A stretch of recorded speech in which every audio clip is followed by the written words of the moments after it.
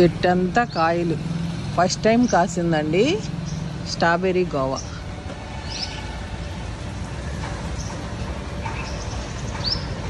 ఇదిగోండి.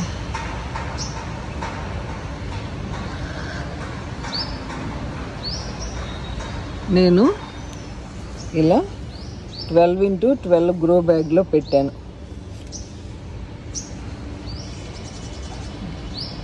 లిక్విడ్ పోషకాలు, micronutrients spray చేస్తాను. కోడిగుడ్లు, వంట నూనె ద్రావణం నేను కంపల్సరీ వారానికి ఒక్కరోజు ఇస్తాను. ఎంత బాగున్నాయో చూడండి. స్ట్రాబెర్రీ గోవా మేము కూడా టేస్ట్ చేయలేదు.